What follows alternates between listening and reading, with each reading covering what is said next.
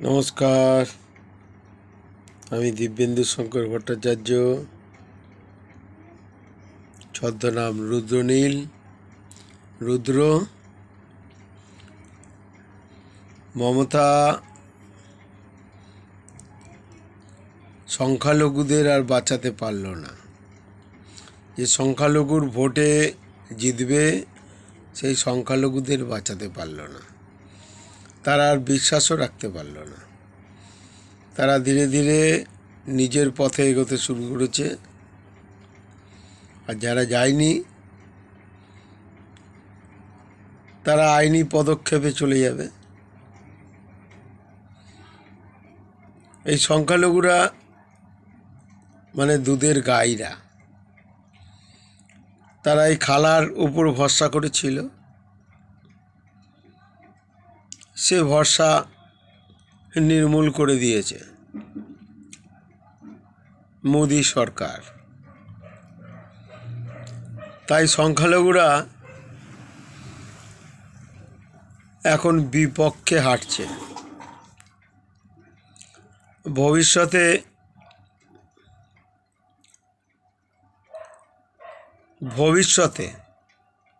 এখন তো 5,000 পুলিশ নিয়ে আছে। ভবিষ্যতে এই সংখ্যালঘুরাই ওর বংশকে নির্বংশ করে দেবে, করবে। কারণ যেই সংখ্যালঘুদের এত তোষণ করেছে, সেই সংখ্যালঘুরা যখন বাঁচলই না, অবশ্যই এদের বংশ নির্বংশ করে দেবে। কারণ এরা জেহাদি, এরা সুবিধেরা ভালো বোঝে। আর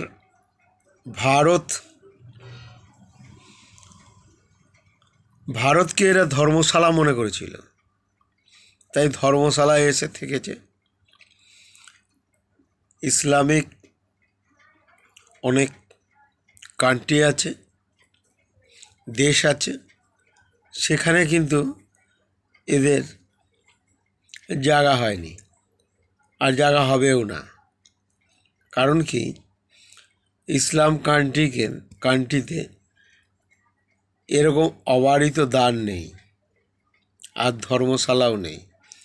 তারা জায়গা করে দেয়নি। তাদের আইন অনুযায়ী চলতে হবে। আর এখানে এই ধর্মশালায় কোনো আইন নেই, শৃঙ্খলা নেই, যা ইচ্ছা তাই করবে। তাই ধর্মশালা থেকে বিতাড়িত হতে মোদি সরকার তার ব্যবস্থা নিয়েছে। আর ওদের বাঁচাতে এই তৃণমূল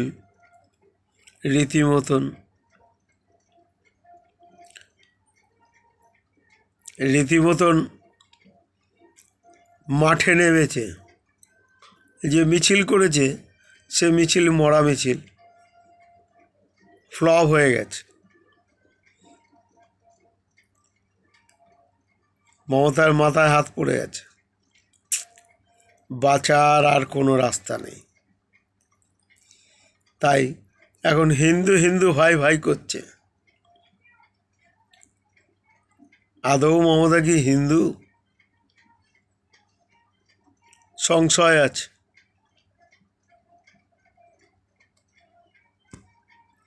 ঠিক আছে, আজকের মতন এখানেই শেষ করলাম। এর পরবর্তী বাদবাকিটা কালকে সকালে আবার আপলোড করব। থ্যাংক ইউ, নমস্কার, সত শ্রী আকাল, আসসালামু আলাইকুম। সবাইকে শুভরাত্রি জানাই।